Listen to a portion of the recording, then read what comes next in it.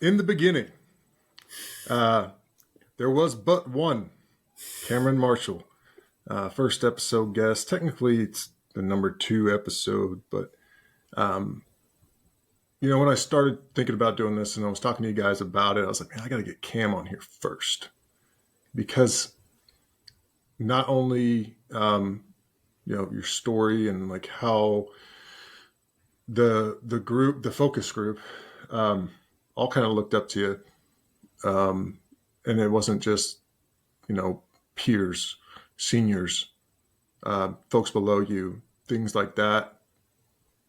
That was one big contributor. The second one is your ability to communicate is pretty freaking good, dude. Like when you talk, you know what you're talking about. Not Well, just like I can talk, but whether I know what I'm talking about, yeah, I mean, I think that's totally also different question. One of those lifelong things that you just always keep learning about and all that. But at the same time, you're way up there from a communication standpoint. And when I named that first episode, I went back through it, and then the thing that stood out to me was breaking it down shotgun style, because that's what you did during that conversation, talking about the focused topic, right? So, really looking forward to catching up today, dude. You're, as you said, on the price of admission, the definition is important to explore, and I think we keep doing that. There are 3 key themes that pop out to me across all the episodes that pop out. Sacrifice, 1, suffering, 2, and pain, right? So it's fun to talk about those things because a lot of people don't. So excited to continue on with the original definer of that. So you didn't get a memory section in the last one because I was developing this process and trust in the process. And what I've found is the memory section's good for a lot of people. And I got a few for you today. I know it was a 24-hour turnaround from the idea of doing this to now, but I got stuff from 1, 2, 3, 4, 5 folks. Real Tony, quick. I'm like George Costanza. I don't want to be remembered. I want to be forgotten. I got you. I don't. But yeah, I understand that. But at the same time, the impact that you've laid down on a few folks is important to talk about. Kind of like talking about the price of admission. First one, Justin North, a recent guest. He. So we were at the prep school in Newport, Rhode Island. There's this group of Mustang prior enlisted guys. Justin was one of them. Marine. Justin got promoted to corporal at NAPS.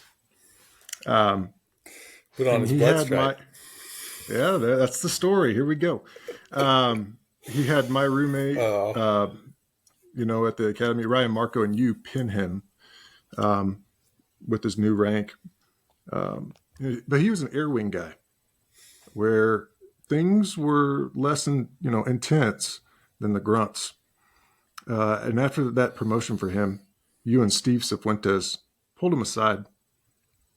He thought he was going to get like some words of wisdom, like, all right, guys, tell me all about it. I'm ready. I'm ready to step up to the plate.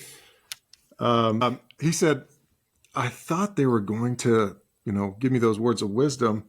As a new NCO, he just that you guys just kicked the crap out of him. This is the grunts don't have words of wisdom. We just beat the hell out of people. The blood stripe story. So give us some context there on what's the blood stripe tradition in the Marine Corps. I'll tread softly on this because the tradition has changed a little bit. Changed, and you could say rightfully so. I wouldn't say rightfully so.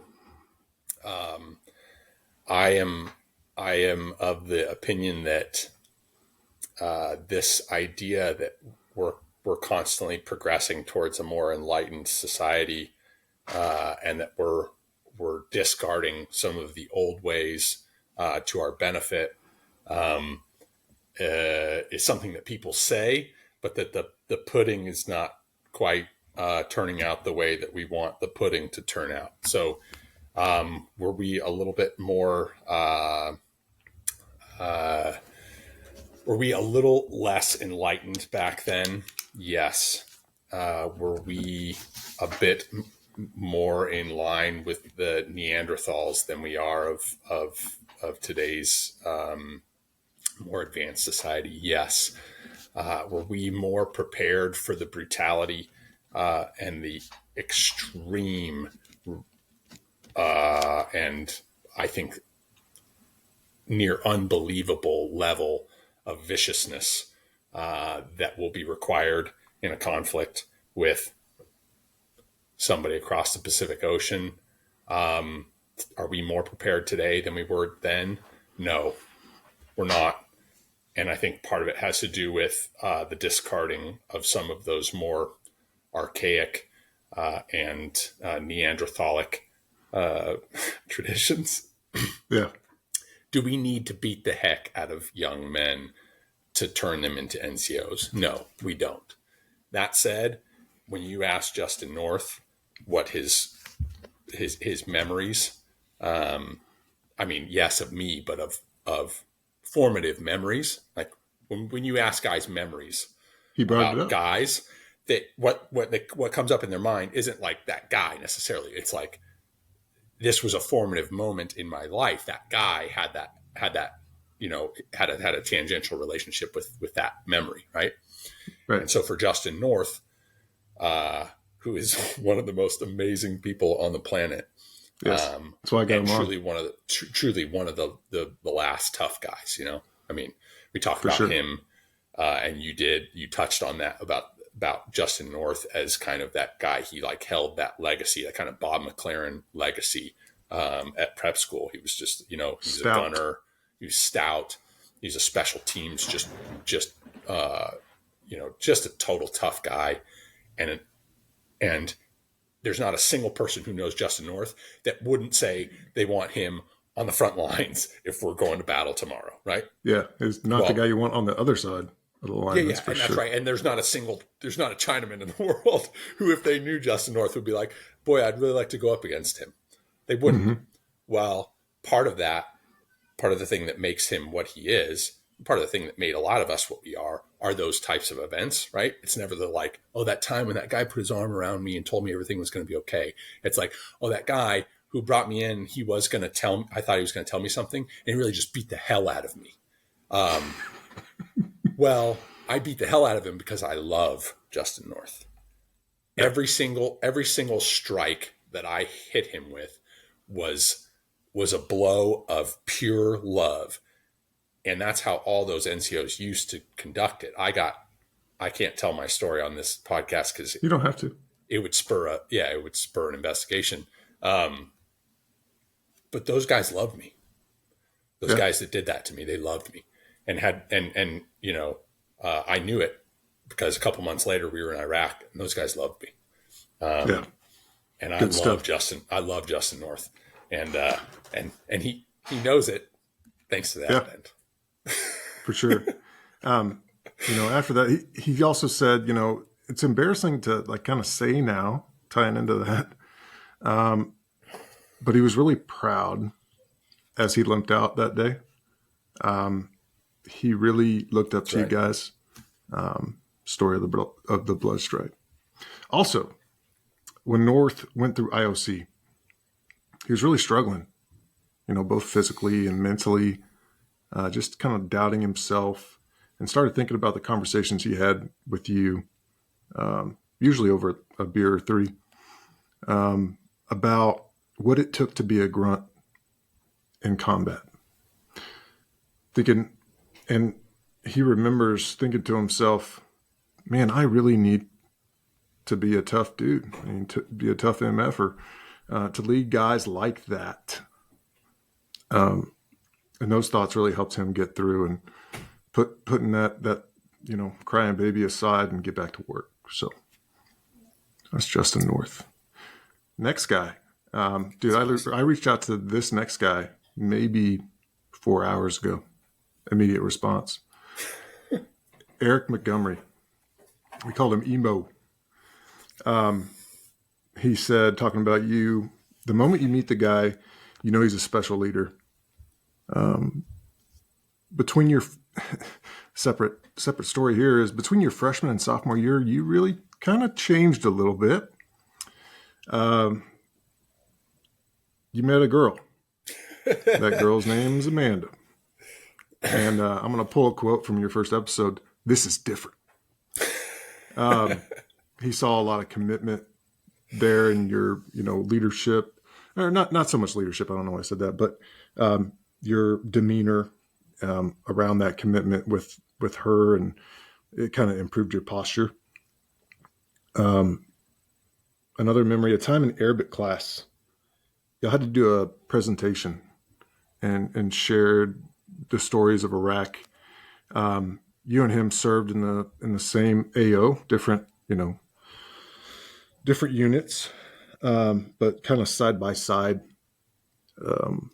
It was a special and healthy tone that you guys were able to share during that presentation about the culture, because back in that time, it was like there was a tone that was totally different amongst a lot of people around that culture. Because, the stigma was there, Iraq and, Islam, that y'all were able to kind of say, dude, 95% of these folks are real people. They want the right things, right? They're just like you and me. There's this little, and every bucket has a sour apple type of deal. That was good for y'all to talk about that in the Q&A and all that stuff. So wanted to bring that one up, but yeah, like any man that's worth anything more than a bucket of sand, you meet a girl and she does change your life, man, I know that's the case for you. It's definitely the case for me. It's the case for most men that are men, and that's because we were designed to be united with someone who balances us. Right? Like I'm a savage. My wife is not. Yeah. And so. And one of the sweetest ladies I've ever met. I say ladies. I hope she didn't get mad at me for saying that. Well, our Amandas have, they've gotten better with every passing day, and they, they spend a lot of time together, and I'm sure through their friendship and the conversations that they had, they've made us. Well, I know for a fact they've made us a hell of a lot better, you and I, and. Sure. Dude, we'd be nothing without them. And then for Emo, man, what do you say about that dude? What a just a freaking amazing American. Yeah, the reason why I reached out to him, I knew he is. I don't know all of his story, but maybe I'll get him on here one day. Golly, what an incredible guy. You got to get him on the podcast. And for sure.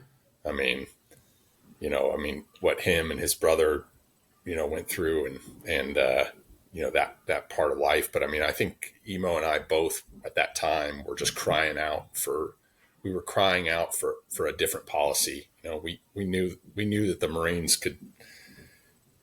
we knew that we could win it, but the way that we were fighting it wasn't going to cut it. And, and it was going to take a different approach. And I think we eventually found that approach, but yeah, boy, the guy could do laps around me, with his brain. So smart guy for sure. Oh my goodness. Love that guy. Next memory, Clint Sovey. Obviously said you're a good Clint's dude. Clint's too old for memories. Clint's getting too old for memories. Yeah. And he has CTE. So like, if you ask him anything, he gets all mad. Like starts screaming at you. What's CTE? That's to deal with like beating your head into stuff, right? I shouldn't joke about it because a lot of us probably have it. Yeah, the only way to figure that out though is like after death. I looked into it. Yeah, it's not a joke. It's not a joke, but if you can't joke about it, right? Like, What's the whole point? No, Clint. That's the thing. Clint's like, I think I have CTE. I'm like, Clint, you were a maniac when you were 19. You're a maniac now. Like you were unstable then. You're unstable now. It's not like cracking your skull against things for the better part of your life didn't do that. You came out of the unstable, womb. but no Unstable. character flaws of, integrity, composure. I just did a secret clearance interview with a guy the other day, so we want to make sure that Clint's story is clean.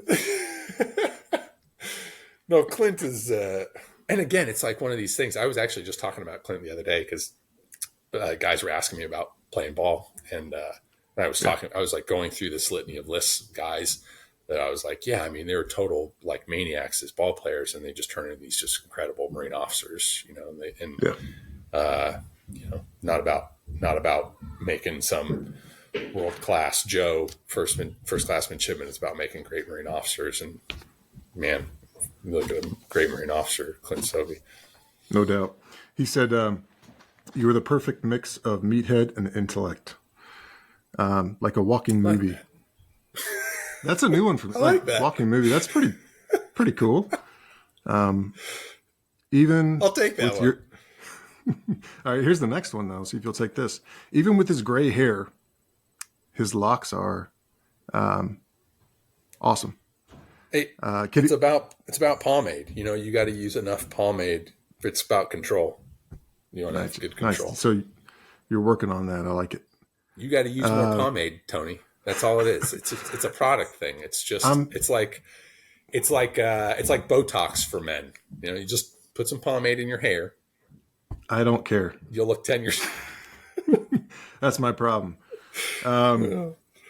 So back to Clint. He, all kidding aside, that you were the one that folks looked up to.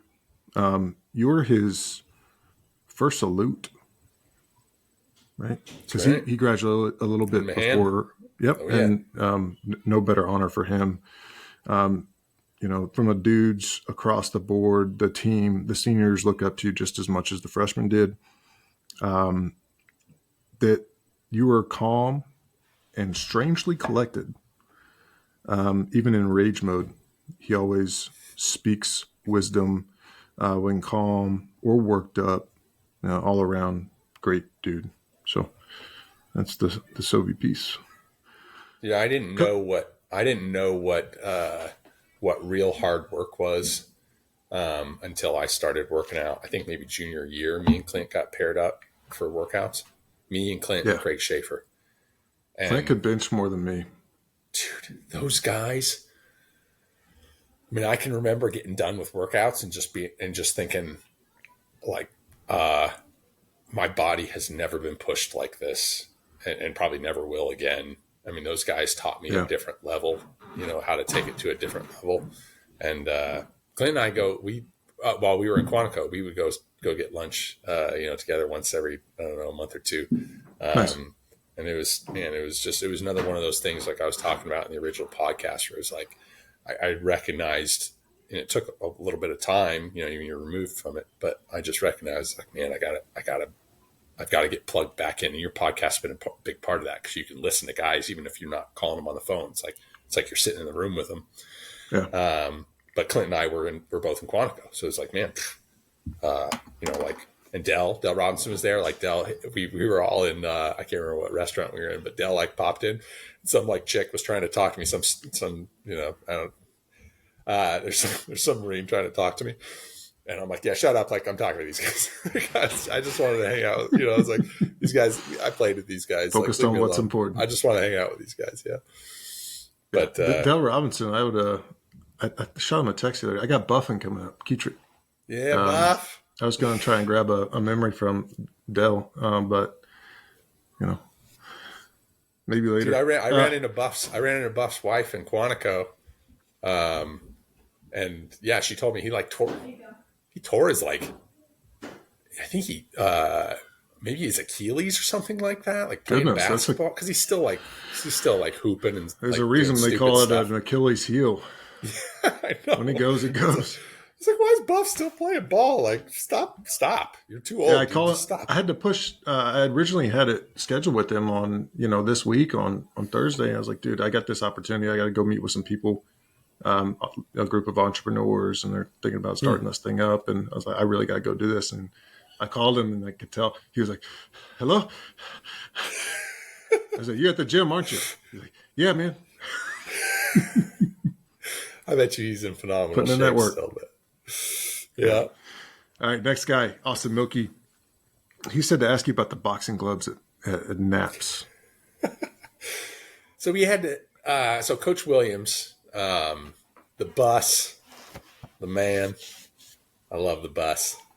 Maybe a good guy to have on, although I don't know maybe he has a sour taste in his mouth because he got a sour deal. He should have come up to coach, but Yeah, that sucks. but I mean, a huge, a towering figure in all of our, especially the guys that are in that NAPSO line's life, because he was, he's just a great coach, phenomenal coach, and so he had the knockdown gloves. So after every game, the guy with the most knockdowns Got the gloves. got the gloves, and like, dude, I don't know, I could cut because I'm 6'6", so it's like if I freaking if I could really elongate your my trajectory body, once you hit the yeah, launch if button. I could elongate my body, it's like Extension, go. my body is still moving while guys are kind of in the air and they can never really regain their footing. I couldn't do anything else, heaven help you if it was like, if I had to protect backside, but yeah, I could cut, and I don't know, but Austin, of course, was leading. Well, it was like between Austin and Ose through most of the season, or Jeff. It would like go back and forth. Curtis always had all these pancakes, but he wasn't cutting very often, because he's hip to hip, and then when we played Lackawanna, dude, Coach Williams called the Lackawanna, the game where you saved us all, Tony. Yep, you said that again. I don't understand it. You saved us all. I have no memory of that. Dude, what a great pick. The defense, you guys just stout. The offense, we couldn't move the ball at all. But we finally got one drive. I think we scored a touchdown, maybe two. That game was just, it was brutal. We're like playing in tennis shoes with our, because he spatted up our tennis shoes. So we practiced in cleats all year. Yeah. And it's like, all right. Now we have a new, a new arena to play inside, right? Like, so here's this new environment. All of a sudden, and they're like, here's your new basketball shoes. And they're like, all right, they're all like Goodwill basketball shoes, like, all right, find your size. Let's go. Yeah, that's right. We're going to go do what we normally do on this brand new surface that you've never practiced on. So that's fun. That game was just, it was like 1,000 degrees on the turf. Everybody's just shredded. But Coach Williams, I think it was either spread 12 or spread 13. I can't remember if I was playing left tackle or right tackle, regardless. But he called, like straight, just like bare bones option, spread 12 or spread 13, whatever it was. I was backside, and he called it like 13 times in a row. And we'd move the ball like with Sugar Shane. We'd move the ball like 2.5 yards. Football. You know what know exactly what's coming. Buckle up. And so there's this like just gangster, 5 technique that I'm playing against. Guy probably still in the league. But we just kept running that backside, and for whatever reason, I can knock this dude down on a backside cut, nice. As a 4-eye, and he's in the league. I single-handedly in that game, I won. Anyway, so at the end of the season, the guy with the most knockdowns, every week you held the gloves until the next week, until whatever guy won that game, but whoever had the most in total, got to keep the gloves. So I still have the gloves, man. Like they're still. Nice. They're downstairs. They're in the garage, and that's not even like one of those things. You have to pull those up here on camera here in a little bit. As we close out. Well, I don't want to rub it into Austin's face, because it's like rub it his I'll rub his nose in it. The downtime, because Austin won like knockdown count on like every other, like almost every other game, and then just that one game in Lackawanna, like I ran up the count, ran up the score, and then I got it at the end of the season. So he's still pissed about that, but it's not my fault. That's why he asked me to ask you about it. It's because I'm small and weak, and I was on the back side, and they couldn't run me front side. You're not small. I was getting You're the tallest dude on the team. So weakness bore out, and I got the most cuts, and I got the knockdowns. So. You figured out how to make the most. Like when life gives you lemons. That's a serious thing, though. Like, you got to make the most out of your situation, right? Like, that's why we started this podcast in the first place. That's right. I'm just going to blow this dude's knee out so he doesn't go to the league. He also said, hey, ask Cam, how your DC sponsor outings were as a sponsor of this guy named Eddie. It's funny that you mentioned Ed. I was thinking when you're like, dude, let's just do this thing real quick. We'll pull the trigger. And I was thinking the last podcast that we did, I mean, that subject never even came up. The other thing that just never came up was Mike Matthews, who there's after every single episode I do, there's typically I wish I would have. Yeah. Brought this up. So I spoke for an hour and didn't mention the most influential dude in my life besides my brother, which was Mike Matthews.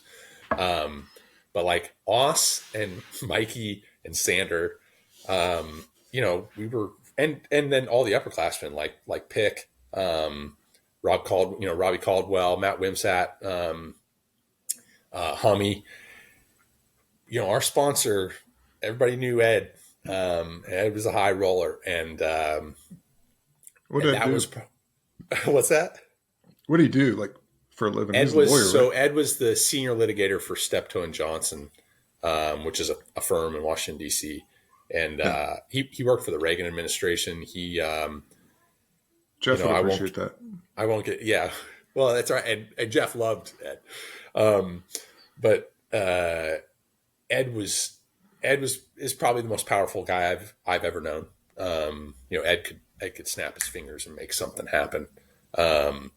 And he just loved guys, man. He just took care of us, like in dark times when you were there as like a freshman or sophomore, whatever. Like when I broke my foot freshman year, and I missed that whole all the way up to Notre Dame.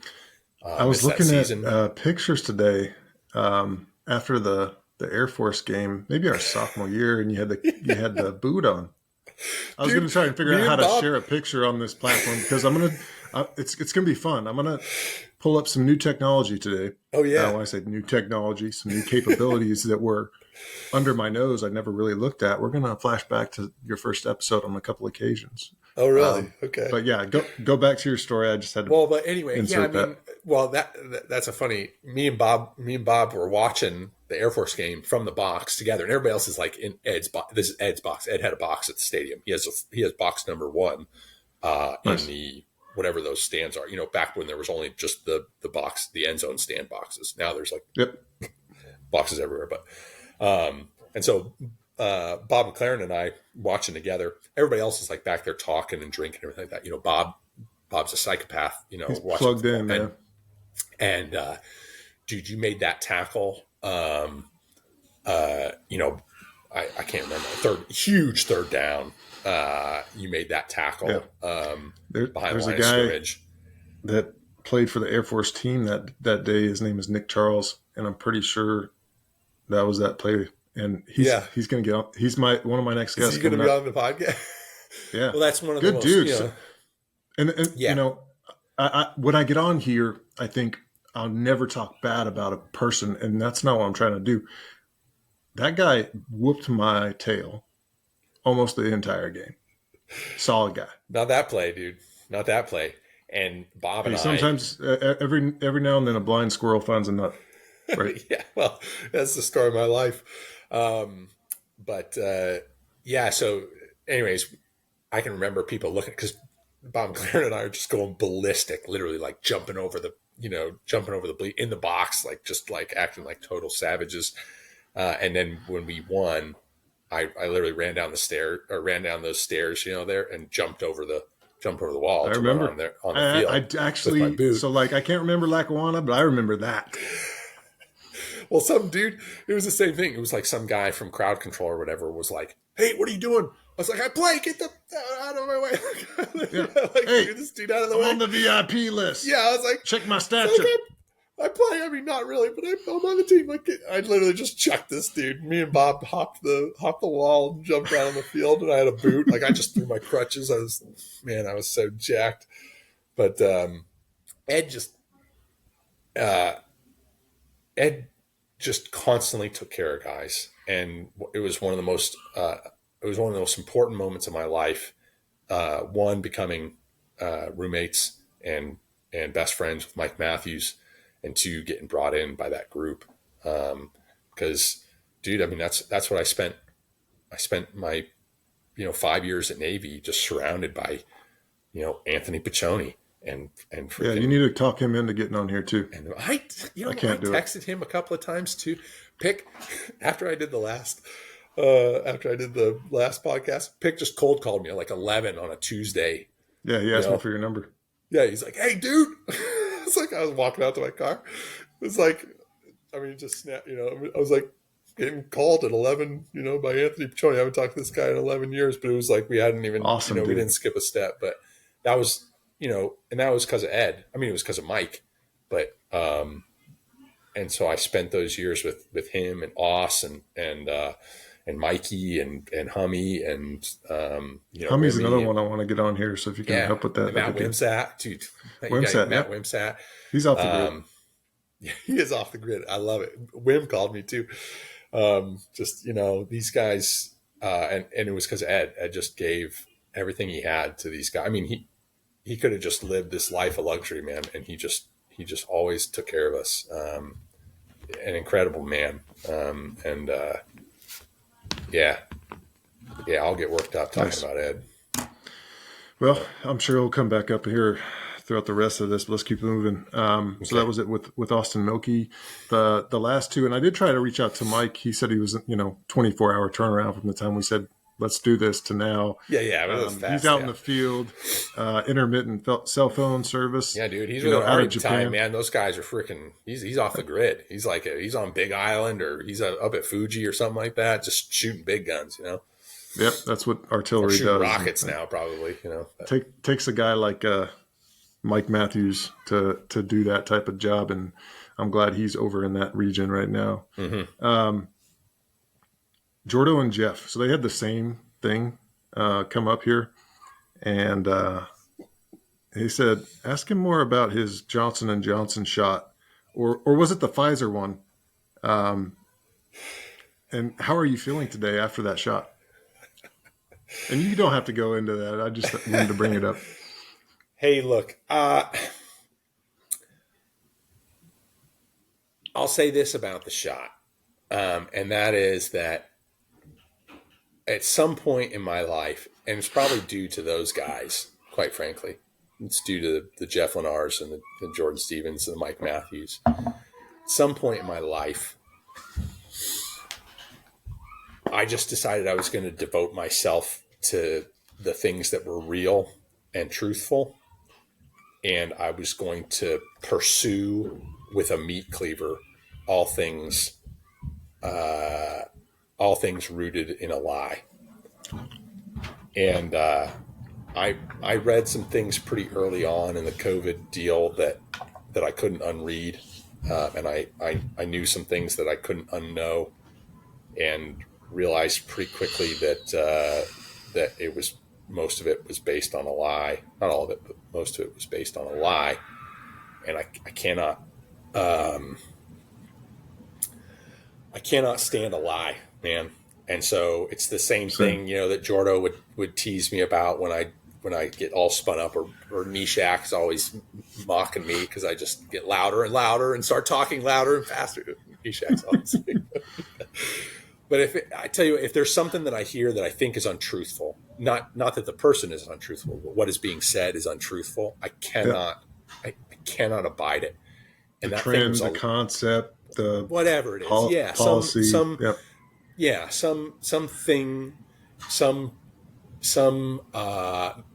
misconceived notion, something that gets repeated oft but is totally unfounded, and I cannot abide it. And that thing I could not abide. And so yeah, I'm glad I'm still a pureblood. I don't I think there needs to be a reckoning on what happened, that on what took place in our country. But I guess probably now and on this podcast isn't the place for it. But I will be seeking a reckoning, and I think we should all be seeking a reckoning for what transpired over the past 2 to 3 years, over When you something seek that was. when you seek that reckoning, what kind of risks, like you talked about, like at some point it's not now, right? Like how do you know when the now is on that, and how Yeah, do you I do it? that's a great question, Tony. I think that I think that the time is running out for it, and so uh, we need to have a reckoning, pretty quickly, because there's I don't just mean politically, but I just think in the collective memory of Americans, right? We all want to put that behind us. It's very Yeah, important that we do not. It's very important that we remember how close we came to the edge, and that the things that took place there have not really been undone. Like, yeah, no one has stepped in and done anything to make what transpired unthinkable in the future, or undoable or unachievable in the future. yeah, The exact same powers, the exact same sheep mentality exists, and we are primed as a society to go headlong into that again, and nobody has really done anything about it. So I'm after seeking a that reckoning. event and after all the shots, I've definitely witnessed some changes in some folks that was like, hey, this person used to be like this, and they're not that way anymore. And maybe there's something else going on there, but like it's not just one person, you know. Oh, okay, this No, group dude. of like I'm all, this person's shot, boosted, and that's the worst case scenario in my mind, my personal, No, you're not belief. crazy. And this is the thing, like this idea that we're all being told, we're all being gaslit. The lies are just getting so outlandish, where it's like, look, I'm not blind. I'm literally not blind. Like, I literally have eyes and I can perceive the things that are in front of me. And don't tell me the things that I'm witnessing aren't happening. Don't tell me that. I refuse. I refuse to allow that. I refuse to allow you to tell me that the things that I'm witnessing are not occurring. They are occurring, Mhm. and we should be honest about that. And when somebody tells me that the things that I can see plainly with my own eyes are not occurring, I take offense to that. So, yeah, uh, to those guys, um, I um, I'm gonna brawl for the truth, and sometimes I'm gonna lose, but I'm gonna brawl for the truth, and I think we need to, man, because we can all see with our own eyes what's happening to our to to our communities, to our friends, to people that we love, to our family. That's things that are happening, and this isn't just COVID. It's like just in life, and we've got to start brawling for the truth. And COVID was Shamrock. a massive, massive lie, on a bunch of different levels. Not the actual virus itself, but like everything one step removed from it was just a massive lie. And nobody's been like, yeah, you guys are right. Like, Yeah, that's we the lied. power of media, Yeah, social they're media, just like oh, it's over now, right? Okay, everything's and good. I mean, it's the way it was approached with me, which was like, it's over now, we're good, right? And no, we're not good. We're not good. There needs to be a reckoning. Um, Maybe now's not the appropriate time, but there will be a reckoning.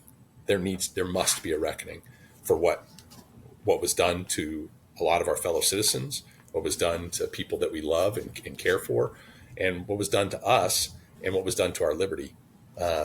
You can go anywhere else in the world and have the government and the authorities and the church and the whatever, pick whatever authority there is, have pretty much total dominion and control over you. There's only one place in the yeah, world where that is not the case, and that's this place. It's called America. It is the exception. Literally, it is the global exception to that, where yeah, when that was transpiring, we were the only place in the world where we could point to something. is the Declaration of Independence first and foremost, and then the Constitution, and say, no, not here. No, not here. And thankfully, it took some time, but that won out. We need to realize that and then have a reckoning for the people who thought that you could just wave your hand at that and say, no, we need to behave like everyone else. Well, no, we don't. In fact, we need to be the one outlier. We historically have to be the one outlier. And we need to take that on. That's incumbent upon us. That is our responsibility as Americans. That's our birthright, is to continue to maintain the fire of liberty, that it burns bright. And we almost extinguished it, dude. And that's a bad thing. So we'll transition to better stuff rather than COVID stuff. But that's this guy. Perfect. Perfect timing. This was my room. I got you in a rabbit hole. It was like every night. It was like Jordo would like roll a grenade in and then walk away. You know, he'd like. When you say roll a grenade in, what do you mean by that? Like Jordo would just be like, you know what I think, and he'd say something to he could say something in like 2 words. Throw that humor out there. Yeah, that's right. What makes you think about it? Yeah. He would just be like, no, I think we should just have open borders, and then he'd like walk away. I'd be like, Jordo. Jordan Stevens is one of the funniest guys I know, but he's also really, really freaking smart. Oh my gosh! But he leads with that humor, and it just rubs off on so many people that's what people take away, right?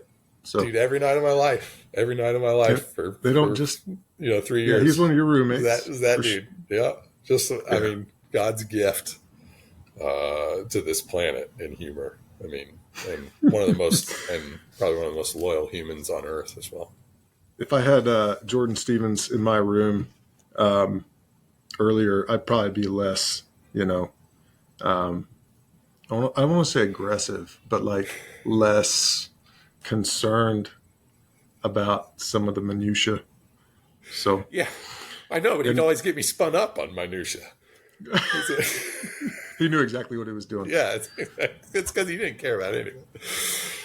All right, let's transition. I'm ready to transition. All right, okay. So I want to do this new tech thing. I'm going to try it out, and I'm going to flash back to your conversation on the price of admission.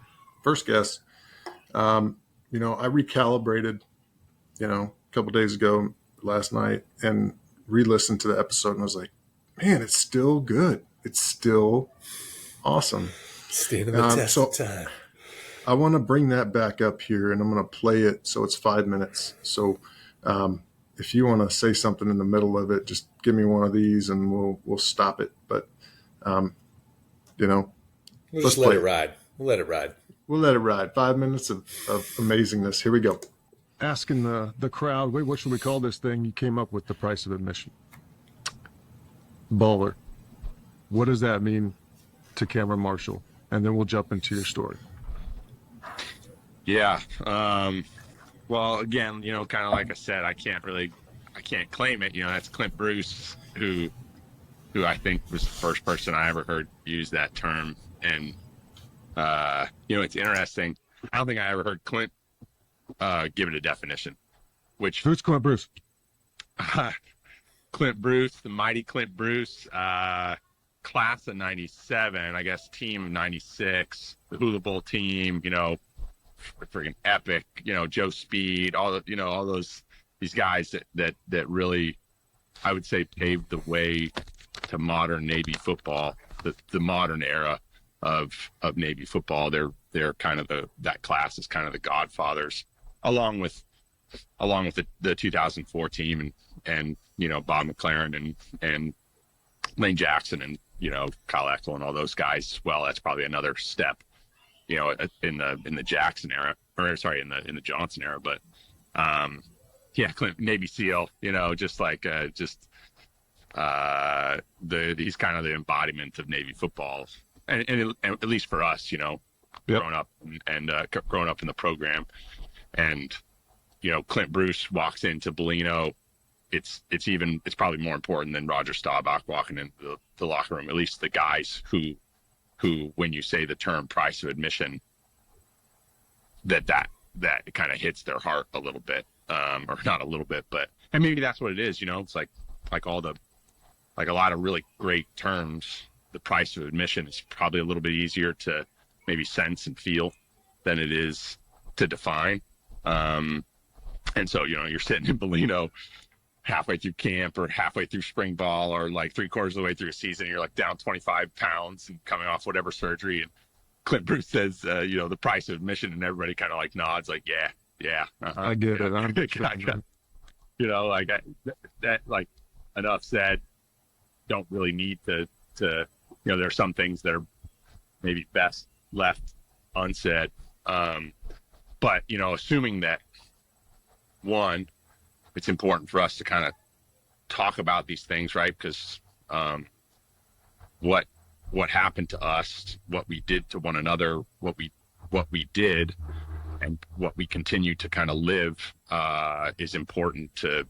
It's kind of important to explore. So trying to give it a definition, I think, is probably important. And it's it's also a term it's interesting. It has a different connotation, whether you're like, it's whether it's in the present, in the past, or in the future. It's something that's very I don't want to say intangible, but like continuous.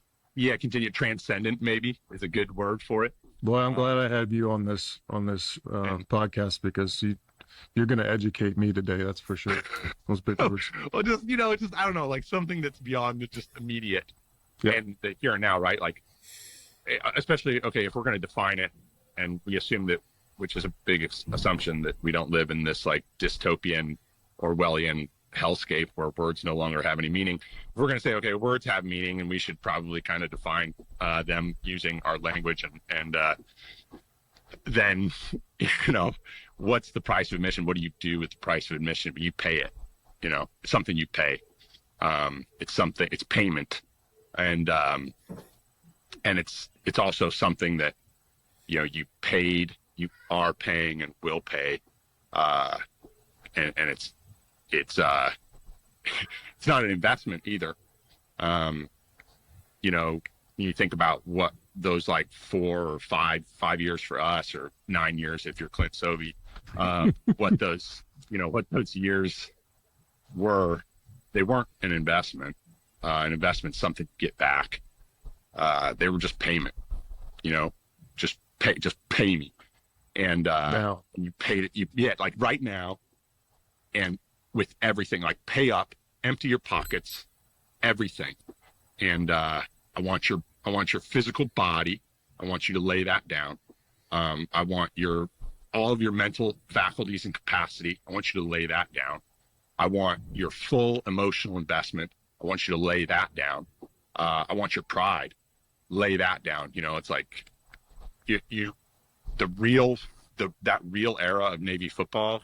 You can't talk about it unless you talk about the fact that like guys showed up every day, and you just got belittled and humiliated and broken down shotgun style.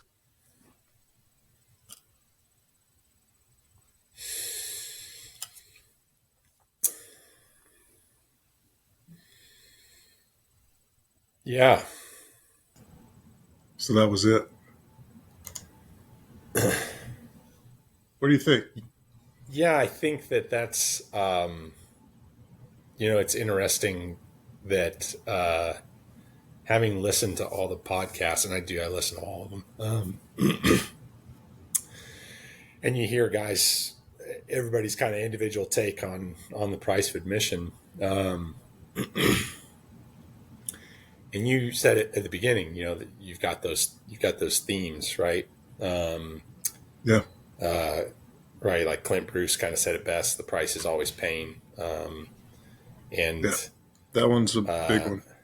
Yeah. And, payment, suffering, endurance, pain. The Navy football is such an incredible gift that we were given, because it wrapped up all of the brutal, struggling, endurance, humiliation issues that everyone who lives long enough is going to face. And it boxed them up in 5 years for us. Yep. And just delivered it every single day to you. Just force fed it every day. Never had to worry about the mail showing up. Man, I mean, that package was coming every day, whether you wanted it or not. And if you could hack it, you've been given every single tool that you need in order to endure life, in order to not just endure life, but to succeed. And I don't mean succeed in the way that we think about it in a Fortune 500 company or as a CEO or COO or as a commanding officer. I mean the real success in life that has to do with coming out on the other end with your family, with your wife, with your children, to be successful in life in the way that has your kids and your wife at your bedside on your deathbed holding your hand because they want to be there, because you were the kind of man that they want to be around on that last day when you're taking your last breaths. Navy football just packaged that up and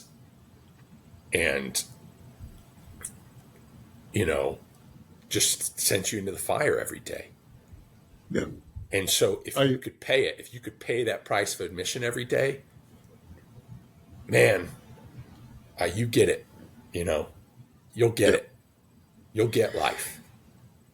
I had a, somewhat of a life-changing experience starting about, 3 weeks ago. And, I went on to LinkedIn. I asked some folks, like, hey, would you write me a recommendation from the people that mattered, the people that did the work, the people that, like that you can kind of, shared that shared suffering story with. And man, it was just overwhelming.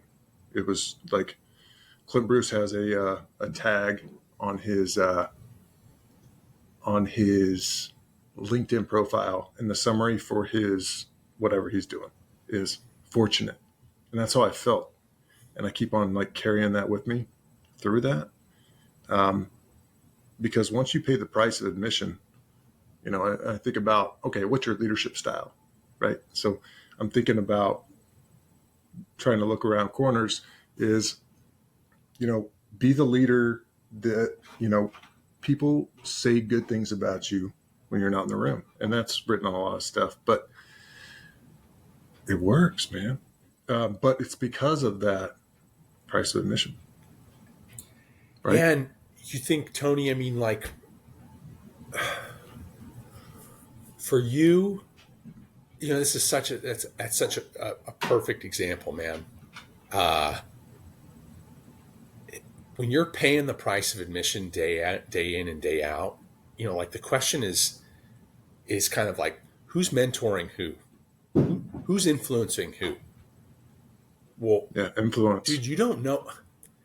That's you have no idea. One I keep close to me. Yeah, because and you ask guys like this all the time on the podcast, like, who's your like number one, who's influenced you, who's your mentor, who's your number one mentor, who's like the biggest impact on you, and you'll listen to all these guys, and they all have these different. They have all these. It's usually more than. It's usually a lot of people, right? Part of life I was in, or something like that. That's right. Yeah. That's like the key takeaway in all of this, which is like, who's influencing who? I listen to guys say, that guy or whatever, or even if guys mention me, which like a couple of guys had mentioned me. It was like Mikey, dude, there's not a guy on the planet, like probably even more than my brother, that has made a bigger impact on my life than Mike Matthews. There's not a Yeah. there's not a decision that I made, an important It decision that always I made comes. over the course Yeah. of almost 5 years that didn't get run past that guy. And if I didn't follow his advice, usually, went badly for me. And when I did, went well for me. Like very few people, well, no one probably has had a bigger impact on who I am as a man. But that's the point, right? Like you think that you're, as a leader, right? You're like, well, I'm trying to be this certain kind of leader, and who's that's influencing somebody or mentoring somebody or impacting somebody. But man, you'll turn around half the time, and if you're really contemplative about it and think about it, you will find that very often those guys that you were in those conversations where you're like, oh, I'm the guy here, I'm doing the mentoring. It's like, no, that guy had a huge impact on me. And that's the case with like the Navy football team. You just go across the board of all these guys who are like, oh yeah, well, you were a huge impact on me as a Marine officer. It's like, dude, I looked up to all those guys. I looked up to you. Like, man, Tony, I mean, like,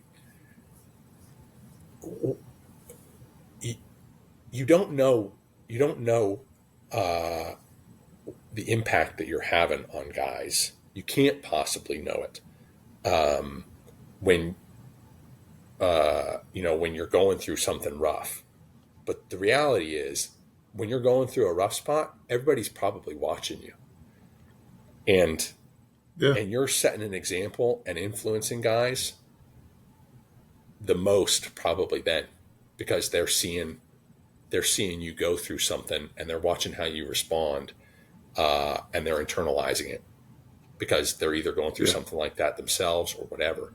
And so, like, focusing on and the trend throughout all of this, as far as leadership is concerned, and as far as the price of admission is concerned, and this is the way that the team operated, for us that 5 years, which literally inverts today's mantra, which is help yourself before you can help others, right? Like, put the mask on your own face and then help the child next to you, right?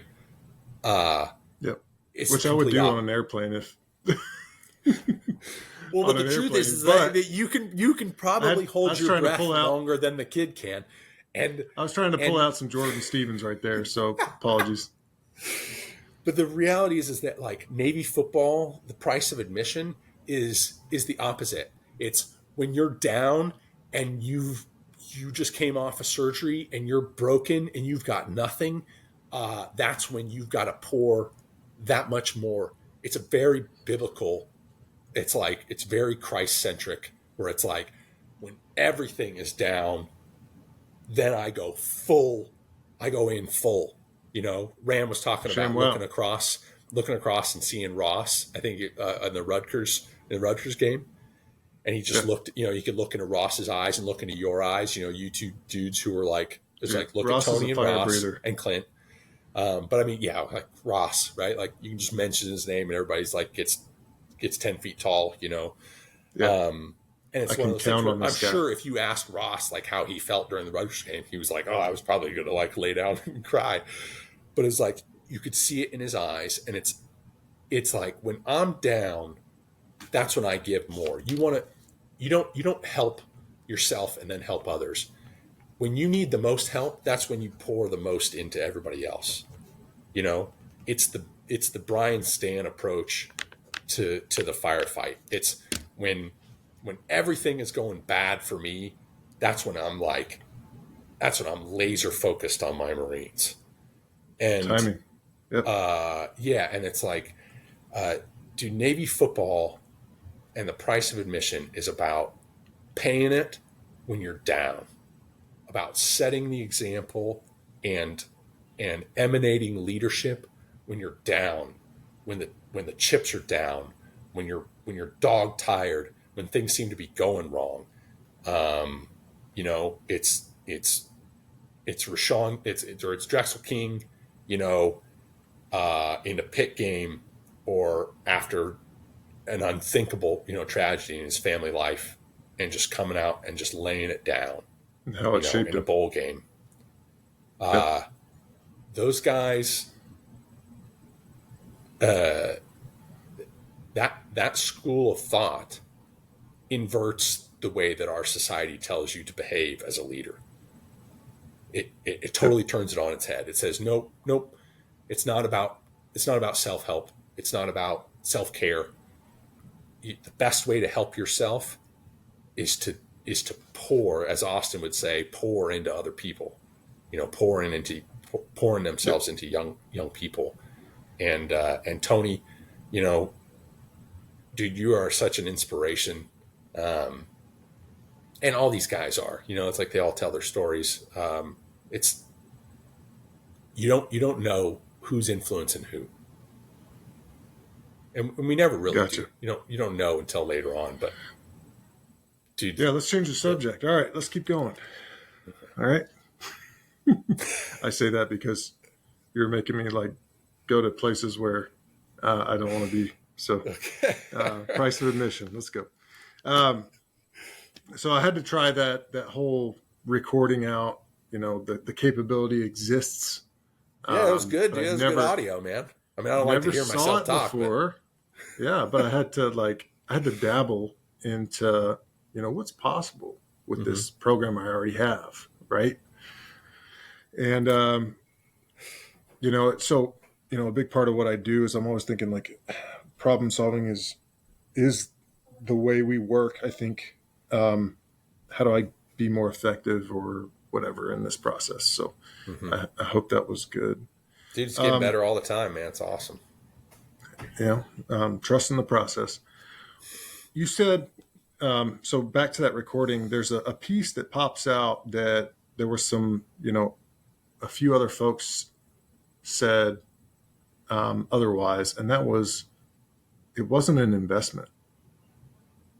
You think any differently about that now, or no? I would totally fight Austin over this. It's totally, it's not an investment because you don't get it back. I mean, maybe, but all the good things in life you don't get back. All the best stuff in life is pure sacrifice. All the really important, like, dude, okay, you're making people. We say this all the time. I'm making an investment in my children. I'm making an investment in my marriage. No, you're not, because your marriage and your children is not about you. It's not about getting something good back. I mean, yeah, maybe my kids will be with me on my deathbed, and I hope that they will. But what I'm talking about, the kind of thing that I'm trying to build, is not something that benefits me, right? This is societies become great when old men plant the trees, the shade of which they'll never enjoy. This is about doing something that's way beyond you. It's about putting something down, about paying a payment that you will never see any kind of return on. Did we get some great things out of Navy football? Absolutely. Like, did I get a return on that investment? Absolutely. Yeah. I mean, am I a better man for it? Yeah. I mean, you can't, obviously that is true. That said, it wasn't like, I'm not doing fourth quarters, like for return on investment. Ian Meredith isn't on his deathbed doing fourth quarters so that that's questionable like, from a health standpoint. It's like I just went through this, like, the whole high impact training thing. Maybe I'm going off on a tangent here, but it's like there's the effort versus benefit. Like, gotta weigh that a little bit, right? Yeah, no, it's not. It's. We weren't trying to build something that would benefit us. We were. This is pure biblical sacrifice, right?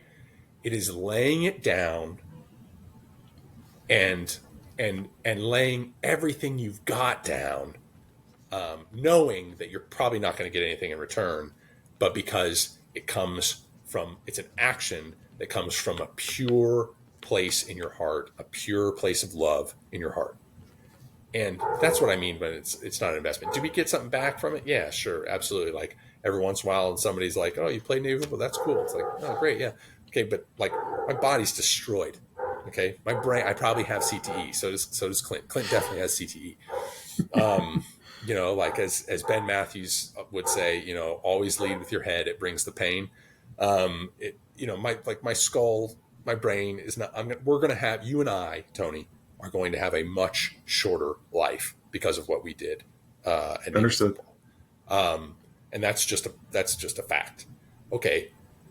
And just like Nishak, I think, brought it up and made a really good point, which is like, there is no return on investment after a pit loss, right? Like, you're coming in there and you're just crushed. Your soul is crushed. You're emotionally crushed. Everything about it is crushing. But true sacrifice, the great things in life, have to do with your sacrifice without any assumption that you're going to get anything in return. I'm going to get very little in return out of my children, out of putting the time and effort into ensuring that my children are the kind of people that grow up to be Tony Haberers.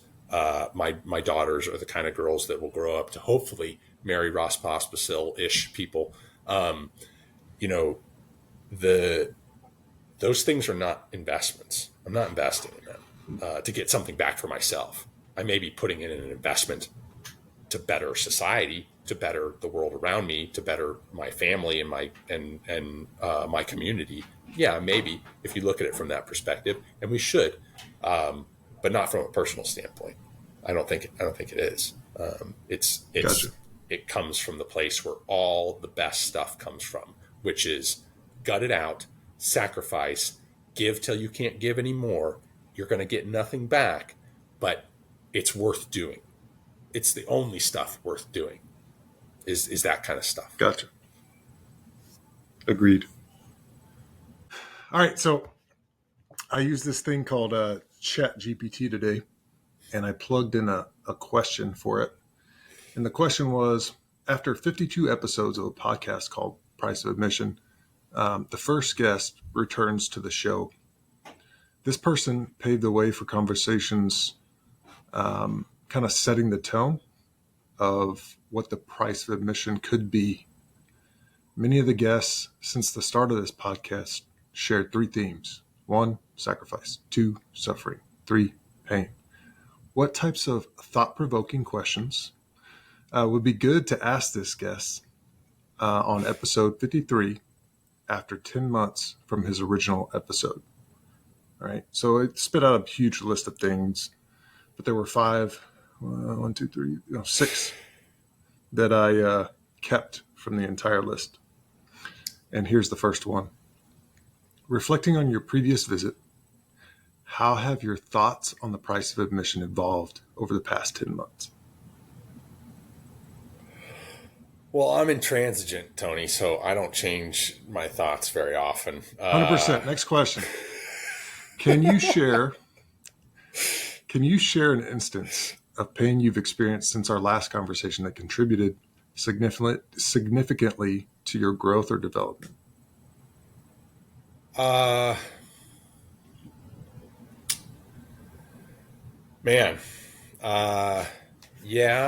I think, interestingly enough, I've had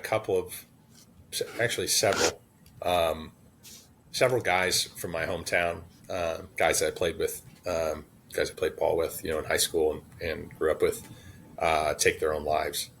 And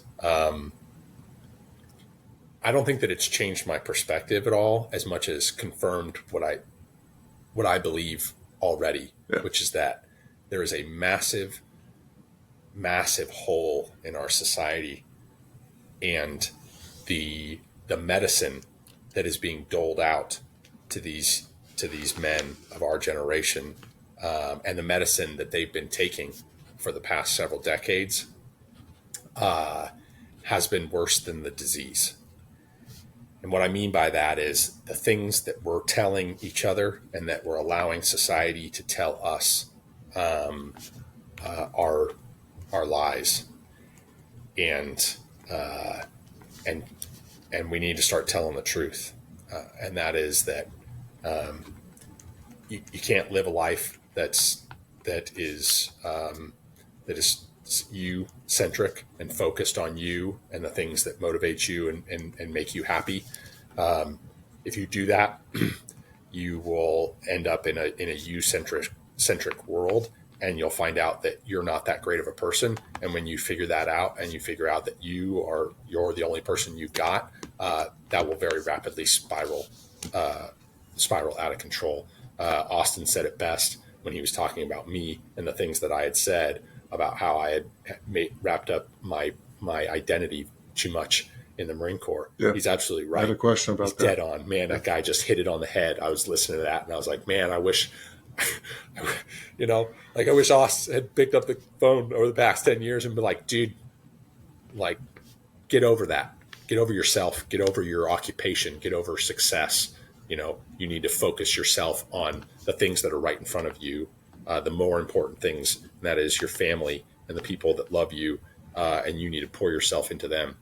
And the other part to that is that you can pursue pleasure. You can pursue pleasure indefinitely, and that's what's going to fill the coffers. And it's not. Pleasure is never going to fill the coffers. You know what fills the coffers? Pain, suffering, delayed endurance, gratitude, delayed gratification. The go. price is always pain. That'll fill the coffers.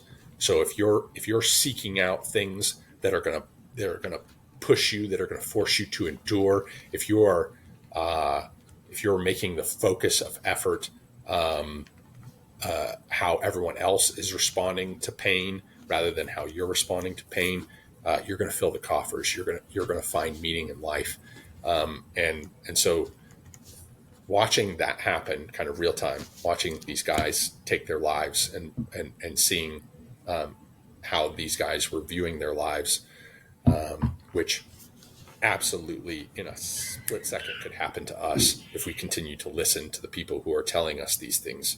And I think all of us have felt that at a time, one time or another, that the price is always pain.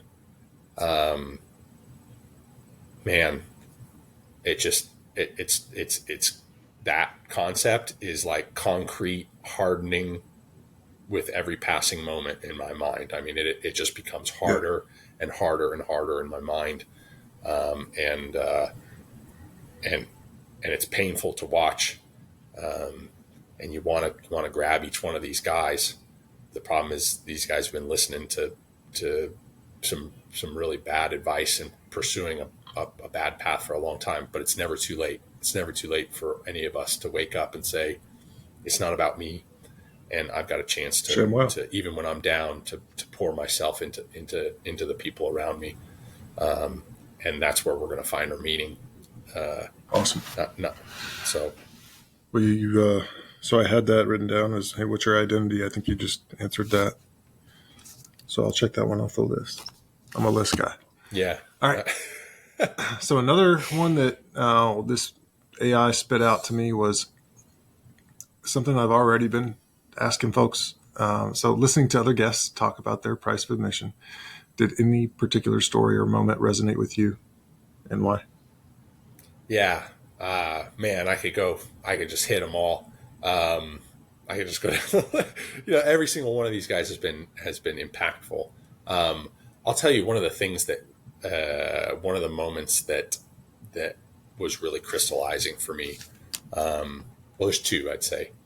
One is that, when Mikey went down his list of guys, that was pretty baller. Yeah, I know. I was like listening to it. And, but I was like walking around. I had my phone in my pocket and I had my earphones, and Amanda was like, "Are you crying?" I was like, "No, I'm not crying." She's like, "You kind of look like you're crying." I was like, "No, I'm not crying." You've said that before. Yeah. But you'll notice that what he was talking about, again, Mikey's always focused on what's around him, the things that are right in front of his face. What's he talking about? He's talking about his kids and what he wants them to be like. And when we're focused on the things that really matter, and we're focused on our family, and we're focused on not ourselves but others, when we're focused on sacrificing for them, we're in a good place. We're in a really good place. And the other thing that stood out to me was was when you had all those pipe hitters on. You had Nishak and you had Clint Sobey the and first you had huddle. all the Jordan, Yeah. the first huddle. I need to do another one, maybe in a week or so. I'll Well, try you were and reschedule that. Yeah, you should. You got to do that more often. That like the Hollywood Squares. It's hilarious because it kind of replicates the locker room a little bit. But you continued to probe and push Nietzsche to like, well, but what really motivates you? Like, what's your thing? Which I can't remember what it was, what you were talking about in that book. But it's like, what's your thing? It's that thing. And Nishak's like, my wife and kids. And you're like, yeah, but like, okay. Aside from wife and kids, like, what's your thing? And Nishak's, just in true Nishak, fashion. He's like, my wife and kids, and Yep. which it was. I mean, I literally, I'll tell you, Tony. I probably just stood up and was like, I was just like, yeah, Bam. That's right, man. ShamWow. Like, dude, try as you might to take a guy who's dialed into what matters and tell him that there might be something else that he should be dialed into. And he was like, nope, Not giving in. That's what I'm dialed into. That's what I have pumps conviction me up. with this thing. That's right. And you're trying to probe me, and I'm not straying from the path. That's right. Which is true, Nishak. Nishak just, nope, like, I'm doing this. And that moment stood out to me. It was crazy. It's like, that was a long podcast. It was like 2.5 hours or something with those guys. They're all, and Nishak's probably like, Colt 45 in, but that moment stood out to me as, what are you about? Like, the price of admission isn't just something that we did. It was about something, right? It's about, for us, it was about like the bonds and the friendship and the culture that we created. But it was about something more. It was about, what kind of man are you? What kind of man did that system create? What kind of man does that group of experiences and bringing those kinds of people together and then putting Yes. them under intense pressure for a long period of time? What does that create? It creates Matt Nishak, and a guy that when you ask him over and over again, what are you about? He's like, I'm about my wife and kids, man. And it's like, dude, could you imagine the society we would live in if that was your answer and you tried to focus guys on something else? And he was just like, nope, that's it. That's what I'm about. Yeah. So I text him pretty often after that episode. He'd ask me, he's like, what's your weird, like, what's your loves? Right. And over the past few weeks, I've updated my LinkedIn account. Yeah. And in the title, I had to include this thing called bringing people together.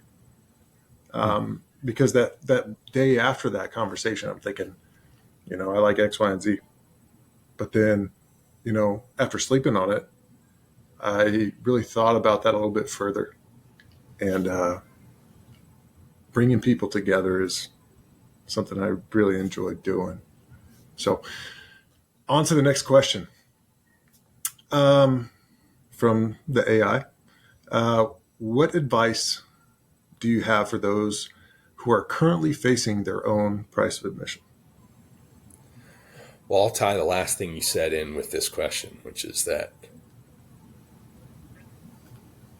you like bringing people together, Tony. I'll tell you that I think we did the podcast before the Memphis game, right? And then you released it afterwards, right? Back in October. Yep. I can't remember exactly. Yeah, I think so, because most guys hadn't, we were talking about it, but no one had heard any of the podcasts yet. Yep.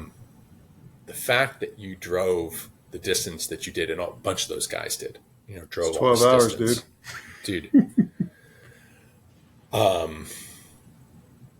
So that you'd be there, and you knew that I was hurting, needed to see guys. And I'm not saying it had anything to do with me, but I know you knew that I was hurting, and that the medicine I was craving was fellowship with you guys, and with that community. special group of dudes. Yeah.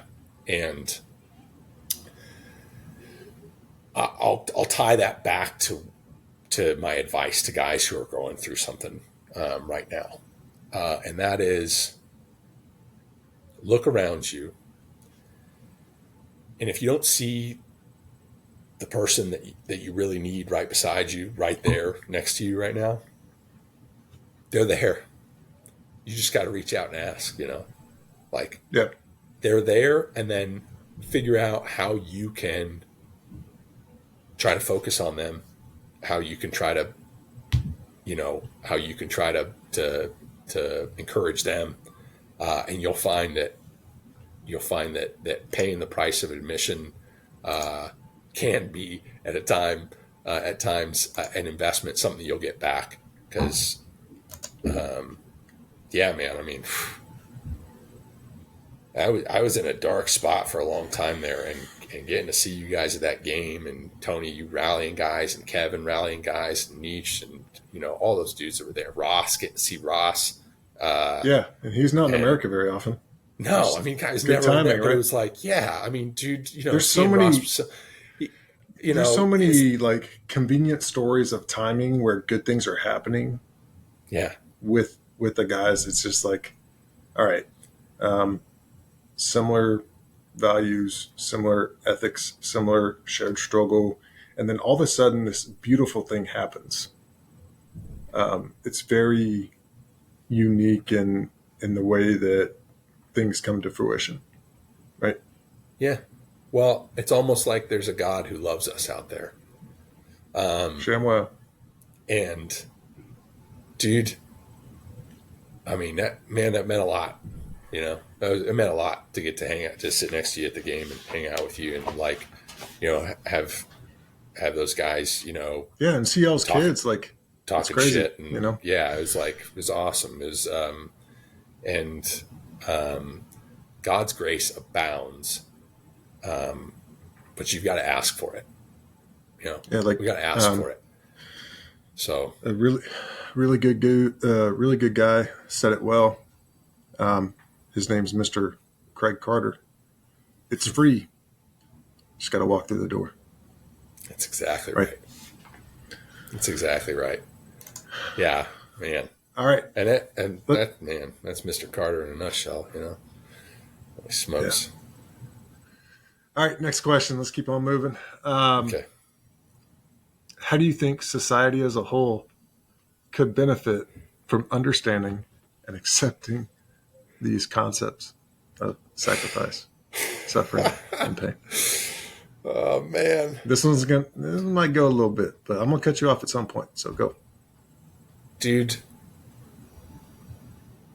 It's not even something that it's beyond. Yeah, I think a decade ago we would have joked about it and had a good laugh about it, and maybe my ire would have rised and I would have been kind of gone off on a tangent.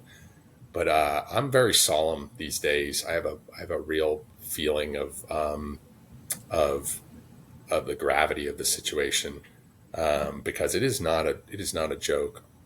We are vapid as a society. I mean, we are hollow and without substance almost entirely. And I truly believe this, that it's only the guys and women who have that same, right? Because it's not just about like having gone through Navy football, but it's those values, that perspective, that mindset, that's holding this thing together by a thread right now. And we have got to stop just living. Like what I was saying about the truth earlier, where, I think I used to kind of just be like, whatever, like that guy's an idiot, like, and just kind of move on with my life. And I find myself now, and I don't really like to do it. I genuinely don't. I'd much prefer to just walk away and just, live and let live. But I find myself stopping and turning around and saying, no, actually, you're full of it. That's a total lie. And either you're ignorant or you're malicious, and doing something about it. And we have got to start doing something about it. We have got to start looking at, and I talked about this in our original, thing, but we've got to start impacting our small sphere, our family, our inner circle at work, our church, the small guys that we have that we have wherever your small community is, and start in that small circle. Look in the mirror first, and recognize that you're a total fallen vessel, and probably not worthy of it, but somebody's got to do it.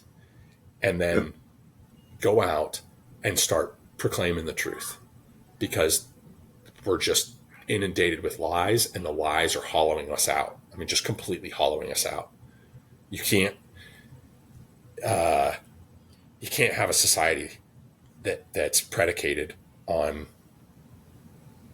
lies, and they're also malicious lies, because they're designed to tear us apart, and to pit us against each other, to make us see whatever it is. Like, I don't care your gender, your genitalia, the melanin levels in your skin, what we call race, which is the most absurd thing in the world, right? Like, there's only one race. It's called the human race, and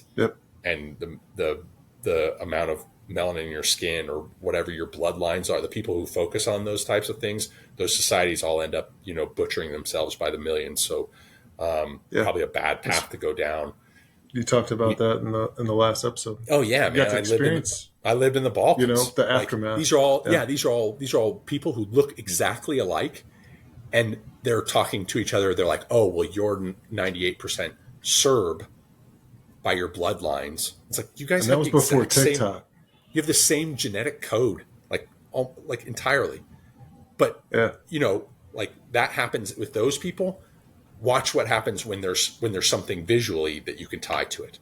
Okay, people are at their core wretched, fallen, disgusting people, and the only way that we don't end up in that, like, tribal murdering each other paths is, one, by the grace of God, and two, by us recognizing the fact that we're all human beings. And not focusing on ourselves, but focusing on others and our neighbors, and loving them and helping them out. And this country is the only country in the world where we said, this is going to be a country that's based on laws, and not based on your genetic code makeup. And we didn't adhere to that very well, but a lot of people worked really hard to make sure that we could, and our laws are pretty well there. And it's not the most perfect thing in the world, but boy, it's a lot better than the alternative. I can tell you, because I've seen the rest of the world, and I can tell you it's a lot better than those places. So let's continue to work towards it, instead of just constantly trying to tear it to shreds. That you've seen the rest of the world. Is there? Sorry. Okay.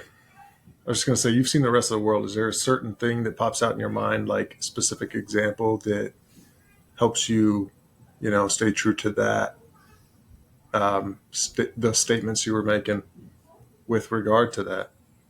Like, hey, so for me, one thing that I had when I was a kid, I think I just brought it up on a different episode, was went down to Mexico, Texas boy, we used to go deer hunting down in Del Rio, Texas, and we'd hop over the border every now and then. I saw this toddler, 2 years old, sticking her hand in the water that was running down a curb on the street, and she was drinking it. And I was like,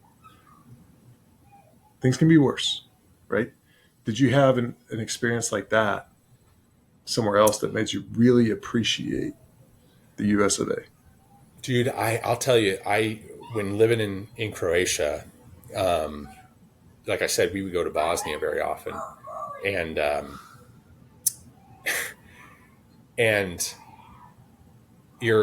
when you're in that situation, like what I was in, you're very, like, tied in and dialed into the geopolitics of the world, and at the time, it was it was in the Obama administration, so we're looking around, and you're looking at the makeup of their government and everything that their entire, like, power apparatus, their national security apparatus, whatever. And, like, in Croatia, for example, it's literally, there's 100% Croats that are in those offices. By Croats, I mean Catholic. Is that representative of the population? It is, yeah, because there's. It is. I mean, Okay. not I don't entirely. know. It's like That's what I'm 90. It's like asking. 90. It's like 95%. It's like 95% Catholic, right? There's like 3% Serb. There's like 3% Bosnian. Got it. You know, something like that math doesn't add up, but I'm a moron, so just forgive me. And then same thing in Bosnia, but Bosnia, the difference is that it's a purposeful multi-ethnic state. They built Bosnia. Tito built Bosnia to be the one state where he could constantly play the tribes off of each other, and keep the When you balance of say power. that, play the tribes off of each other in a malicious way or in I a mean, I sincere think way? a purely like zero sum, realpolitik way. Like if the Slovenes were getting too powerful, he would give greater power in Bosnia to the Croats or the Serbs With or the something like intent to that. try to keep the peace or something, Yeah, maybe? that's right. With the intent, yeah. So it was coming Okay. from a good place, right? It was. Got it. This is a multi-ethnic state, and like Yugoslavia at the time in the 70s and 80s was this multi-ethnic state, and he's like, and this doesn't happen pretty much anywhere else in the world, so I've got to use realpolitik to keep things balanced. And so he would like work all these guys off, or work power balancing through the ethnic groups and the tribes, right? Well, Yeah. in Bosnia, they've got like a presidency that rotates, and they've got all these government officials that rotate through the ethnicities, right? And it's because they have to do that. They've got to do this rotation to make sure everyone gets a fair share, and that guy gets to be the president for 4 years because he's a Bosnian, and that guy gets to be, and it's built into their constitution. And we were talking about it, in one of the classes or something like that, and I just got to stand up and just said, yeah, like we don't do that. We don't do that in America. Like we don't get everyone gets their turn. We have a pure meritocracy, and if the country believes that the most competent man in America to run our government at this moment in time happens to not look like them, they don't care. They just vote for the most competent guy, right? And it was one of those moments, and it's a shame because I think we've really devolved since that point, and I don't think that President Obama doesn't share blame in that, but it was one of those moments where I stood up and I was like, yeah, not us. Like, sorry, we just picked the best guy. Now, I don't think he was the best guy, but that doesn't matter. Like, I had a vote, that other guy had a vote, that girl had a vote, and overwhelmingly they thought that he was the most competent guy. And in retrospect, Yeah. he was the most competent guy. John McCain was a moron. Yeah. But I agree. yeah, and so is Mitt Romney. Like, these are just horrible human beings. But regardless, and it was one of those moments where I was kind of, and I've done this, but that, especially for me, right? Because I'm like this diehard conservative Republican, but I was like puffing my chest. I was like, I didn't vote for that guy, but that doesn't matter because in America, we just pick the best dude. And and you kind of feel like going and being like, let me tell you about how college football works. That's a pure, absolute meritocracy. You're the best player, you play, and no one gives a rip about your skin color. And guess what? Those guys are my best friends. And, I don't care that Ram is a dirty Mexican. And, it doesn't matter to me. It's like the most vicious racial slurs and epithets got thrown back and forth in that locker room in jest. Like nobody's mocked me more than Jeremy Miles has for being a white boy.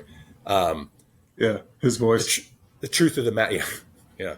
Oh, well, Cam, I guess we'll see you over there in chemistry class. But in our country, it's about what you do, man. And the best player is on the field, and the best guy is in that spot. And that's not always, it doesn't always happen. We're an aspirational country, but it's different everywhere else in the world. It's different. Yeah. And that's awesome. And we should want that. We should yearn for that. We shouldn't yearn for everyone gets their turn, because those places suck. They all suck. And America's awesome. And we're awesome because the best people, the best guy is in the position that he's earned ostensibly. Yeah. 100%. All right. That was a society question. I didn't have to cut you off, so Yeah, well, that's you know, good. you're winning. First time. First time ever. All right, last one from Chat GPT spit out of my question from the original. I don't like this interacting with a cyborg, but just continue. Yeah, that's fine. Hey, I'm trying to learn how to use it, so I figured I'd dabble into it today. Can you share some coping strategies or mechanisms that have helped you deal with the price of admission in your life? Pray. Shamwa? Humble yourself. Shamwa? And then surround yourself with the people you want to be like. Shamwa. Like it. I mean, dude, that's Navy football in a nutshell. That's like, pray that the Lord gets you through the next day and that he keeps your bones intact. Be thankful and grateful that you've been given a chance to just be in the room, be on the field with men like you, Tony. And then recognize, like the D line, like Jordo talked about. Hey, Jordo, you're going to run with the Bees today. Like Coach Pearson, it's so true. Hey, Cam, we're going to run you in a 4 technique with the C's today. Okay, good. All right. Okay. Yeah, whatever, Coach. It's like everybody's going to tap their head. Needed. Yeah, everybody's got to tap their head, and it's like, be ready, dude. You could be 4 on the depth chart. Like everybody's gonna get a shot at this thing, and then look around and see all the amazing people that are around you. Recognize how you're not like them, and you want to get like them, and surround yourself with those people. And through osmosis, by golly, you spend enough time with Mike Matthews, then you just end up becoming a pretty solid dude, And if you were a scumbag before and you spend 5 years, every day with Mikey, you'll turn out to be a pretty solid dude. Yeah. Everybody can turn it around, right? It's a matter of the willingness, willpower, and figuring out that true north. Is Ross Pospisil within 1,000 meters of you? Go get close to him and soak it up, dude. Soak it up. Yeah, for sure. All right, we're going to hit the second clip now. The second clip from your original episode was around keeping your head in the game, right? When those things aren't going well. And this is what you talked about back then. So let's go.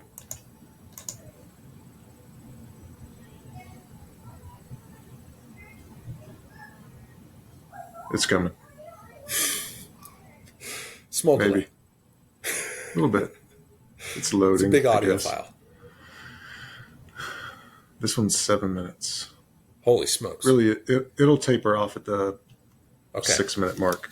I'll raise my hand and cut myself off at some point. Is that okay? Yeah. Let me just pull the hook. Write down a cut here. We're at 31. Start. Second clip. Oh, goodness. Come on. Do the door.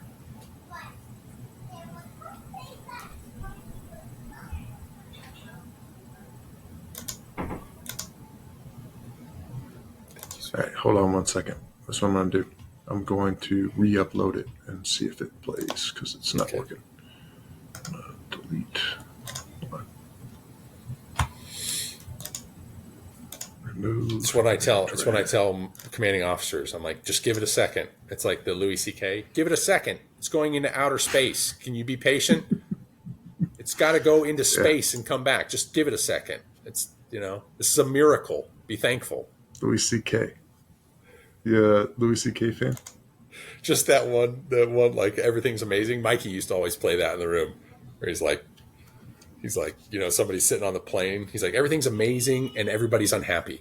You're sitting on the plane. There's Wi-Fi, and you're like, it won't. Just give it a second. You're flying through the space, through midair. It's a miracle. Just give it a second. Nice. My kids must be getting on the internet right now. They just came home from a water park. All right, we're about 60% uploaded, so it's making it. Okay. And I might cut this out. I don't know. I just wanted to experiment with it. Yeah. Whatever, man. Let's do it. I probably will cut this one short. I hate listening to myself. Although that was interesting to listen to that. All right, you ready? It's Yep. uploaded. Okay. Here we go. Struggling with nowadays.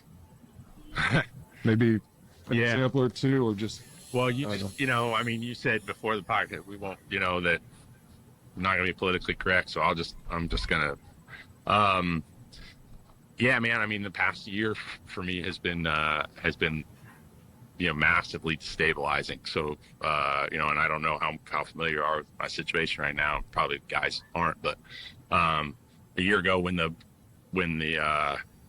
SecDef announced that he was going to make the COVID vaccine mandatory, I pretty much right then and there, along with Amanda, she's been a rock this whole time. I just said, hey, look, these guys, this is just raw politicization of the force, and these guys, especially these 18-year-olds, these guys don't need it, they don't want it. So I decided I was gonna stand up and say no. And that process, like at first, there's like, like everything, there's like highs and lows. There's the rush of it. But maybe, I don't know, a couple of months ago, you're almost a year into it at that point. And, I'd been, the chief of mission essentially dumped me from the attaché service and this, and also, something that had kind of been, my entire identity had been wrapped up in being a Marine and being good at it and successful Marine Corps officer. And the institution really it's kind of set its teeth on me and came after me pretty hard. And also went out of its way to make sure that I couldn't retire, that I was going to get nothing, like nothing. And they were going to make it hurt as much as they possibly could. So like, I don't know, 2 or 3 months ago when all the administrative processes had run their course and like, at every turn, these guys had just went out of their way to be like, nope, you're going to like, we're going to separate you. We're going to give you an other than honorable. Like, we're going to do whatever we can do to make this hurt as bad as we possibly can. Cause you're not compliant, you're not with the program. And I knew I was right. And, I think being on the side of the Nuremberg Code helps, but still, I was like, I knew I was right, like in my heart, and but it's a tremendous amount of pressure that was on me, and it was also a really humiliating, experience where it's just like, boy, the whole thing that I tied so much of my identity up, that whole thing was being turned against me, and the whole institution was coming after me. And then I became like a pariah, like I was used to being kind of the man in whatever unit I was in. And it was like, now I was this pariah. Yes. And got into a really dark period because it looked like, hey, look, all this stuff is coming to an end. Like, it's going to go bad for you. And they started I was put on the naughty list, the bad boy list. I got put on the ODN and start the show cause stuff. When an officer gets in trouble, it's a long process to like fire an officer. Like, they got to have show cause, and they got to have like this big letter, and a 3-star's got to sign it, and all this kind of stuff. And all this stuff is coming to a head. And you just really hit a real low point, because it was like it just never seemed to end and never seemed to get anywhere, but it's just constant humiliation every single day. And I just started thinking about like where, aside from Amanda, because she was such a rock, like where my support came from. And I started thinking of I started thinking of Blake, and so I just, like, middle of the night, I just reached out and sent an email, I think, just saying, hey, like, who wants to go to a game? Like, I just need to be around these guys.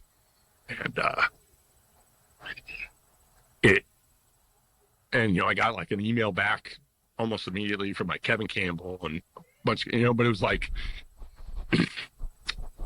sometimes we forget that all these guys are there, and sometimes you're so used to being successful, or you're so used to just kind of like we were talking about earlier, you just kind of just grinding and everything's going to be all right, and you just kind of grind. That when you hit a real deep period, like you were just talking about, like you can very rapidly spiral downhill. And I'm glad I sent that email, man, because a bunch of guys replied, and it was like the guys that I wanted. I wanted everybody to reply, but it was like guys that I really needed to hear from.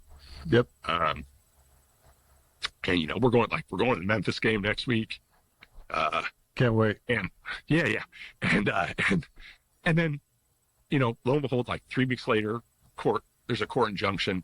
And so, like, at least for the time being, I'm in like a status quo. Like I'm not facing either an administrative separation or a court martial or any of those types of things, and quite possibly might be allowed to kind of continue with a Marine Corps career, even though. That's it. Glad you left that last part in. It's good. It'll go well for me professionally. Yeah. Well, I can cut it out. Well, it's what I believe. Yeah. Sometimes, and my last guest talked about it, was, and I wish I could remember exactly what he said around the 80-year spectrum and the 20-year waves of when these type of guys need to do things or say things or put the mask on. And how do you know when to take that mask off? Right? Like, that's something I struggle with. Yeah, after going through that, what's spinning in your wheelhouse? I think probably any organization's worst nightmare is when they do something ill-advised. Someone stands up and says, "You may not do that, and I will not comply with that." And then that person is allowed to eventually wins out and is given an opportunity to continue to be in that organization. I will say that, right, because it's like it's what these guys were saying when it looked like a couple of courageous congressmen, which you don't say those two words next to each other very often, had the guts to stand up and put an end to this thing, was that, well, all these guys are gonna now the gloves are on. Like, who knows? Now every time we try to tell them to do something, and now they're gonna feel emboldened to say, no, I don't need to do that. No, I don't need to do that. I will say that for my part, though I do believe, like I said earlier, that there needs to be a reckoning. I've had a much more conciliatory, tone, perspective since then. Part of conciliatory. In the sense that, like, make up and play nice. Gotcha. Let's not let bygones be bygones, but can we go forward? I believe wholeheartedly in forgiveness. Marriage is principally, at its core, marriage is about purging the selfishness from yourself, and then forgiveness, right? Because this idea that it's like, oh, love me for who I am, like, that's like, that will fly the plane into the mountain. Like, it's about forgiveness. It's about forgiving that person when they do things that hurt you, and then recognize the fact that you probably hurt them a bunch and asking for forgiveness that they would. But Shema. the part of forgiveness is asking for it. So no one's really asked for it except for a few leaders, and their asking for forgiveness has gone a long way toward, for me. There's been a couple of really key leaders who have stepped forward and just been like, man, we should have never done that. That was ill advised. I hope that you'll not hold it against the Marine Corps and keep willing to share those key leaders, and I won't or say, at least about them. Yeah, I mean, well, there's a couple. There's a couple of them that, one, I mean, just my immediate commanding officers throughout that whole throughout that whole process were awesome, just awesome. I mean, they could have taken it one way. Yeah, well, and this is the whole point, right? Like, if you've got an organization that is people centric and really understand and knows their people, then this kind of stuff, generally speaking, doesn't happen. It's only when it gets up one or two levels and all of a sudden you're just a cog, then it's like, whatever. But the people who know you, and that happens in every organization, are generally going to one, recognize the fact that that person's probably doing it for some sort of deeply held, reason, and two, are going to recognize the value in that individual, right? Because that's how humans interact. But I would say that my commanding officers throughout the whole process were terrific. And then, I won't say his name because he's he's going to be somebody very, very, very important. And he just said to me, Cam, we don't rate good leadership. And I wish I had been there. But I was, here, I was in the Marine Corps, and I wish I would have done more. I wish I would have attacked your situation. I wish in his defense, he said, I wish I would have known, because you didn't contact me. You didn't reach out to me. And he's right. I didn't. That's our biggest weakness, man. Yeah. Right. We tend to suffer in silence. Suffer in silence. That's right. And just the things that he told me, he sat down and talked with me for, 45 minutes, which is a long time for a guy, at that rank, to spend with one guy. And it went a long way to changing my perspective, even though I know that the organization, the big part of it is still what it is. The fundamentals are still there. That said, This is a human business. And when somebody like that reaches out to you and pretty much says, hey, look, like, I'm sorry, that should not have happened. You deserved better than that, which, I don't know what I deserve, but he made the point that we don't rate good leadership. And that is so true in life. We don't rate good leadership. You don't rate it. Most of the time in life, you're going to have substandard leadership or mediocre leadership. Question is, what does a man do in that situation? And you can sit there and you can belabor the point and really rail against it and kind of rage against the machine and be very frustrated, or you can just handle what's within your power to affect. Yeah, that's right. And you can make the best. Yeah, that's unfortunately. But you can make the best decisions that you can make and try to do. Try to be the man in the situation. And he's right. We don't rate good leadership, but what we are expected to be is to be the man in the situation. And so that's my approach to this. Is I'm going to be conciliatory. I'm going to try to reconcile and be reconciled, and act like a man in the same way that I would in my marriage. Recognize that I'm by no means, the best thing since sliced bread, and the organization didn't have to roll out a red carpet for me. That said, they probably shouldn't violate the Nuremberg Code in the future. So being the man in the arena. Yeah. You've got to stand up and Curtis Bass could recite it better than I could. Curtis knows it by heart. But the great enthusiasms, the great devotions, And